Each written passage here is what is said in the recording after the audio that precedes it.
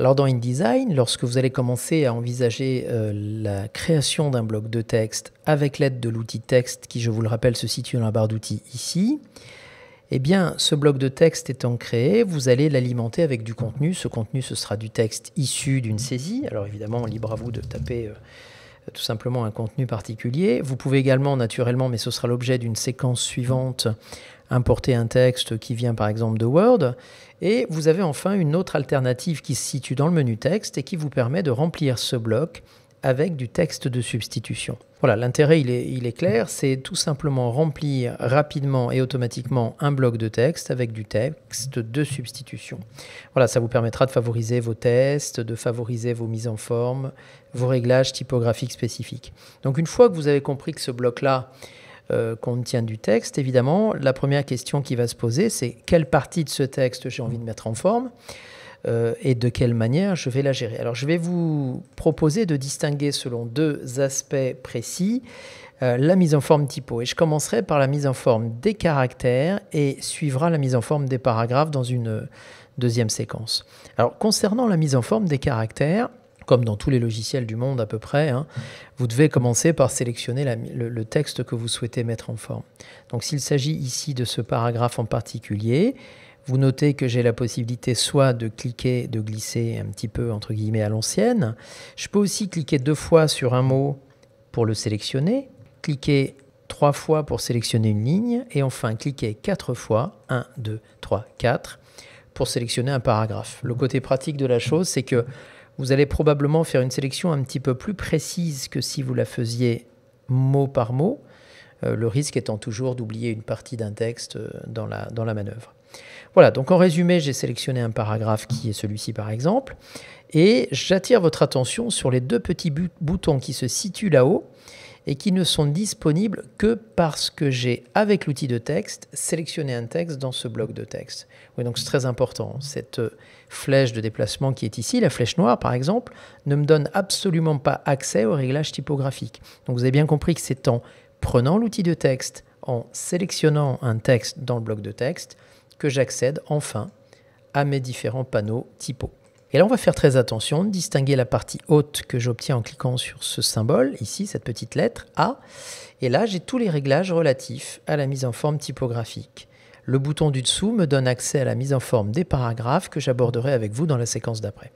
Et donc ici, je vais faire un petit tour d'horizon très rapide et assez succinct pour le moment des différentes possibilités de réglage que vous avez à l'intérieur de cette fenêtre. Je commencerai par la typo, que vous pouvez choisir ici.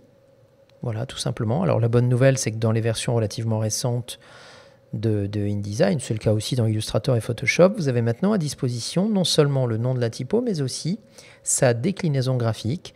Donc là, je pourrais distinguer un certain nombre d'échantillons de police, comme les polices sans sérif, sérif. Vous avez ici des modèles de type Big, on peut imaginer peut-être l'American Typewriter, etc., la Cochin, etc. Bon, bref, vous avez compris que votre liste de police est plus ou moins large, suivant le matériel dans lequel vous êtes équipé.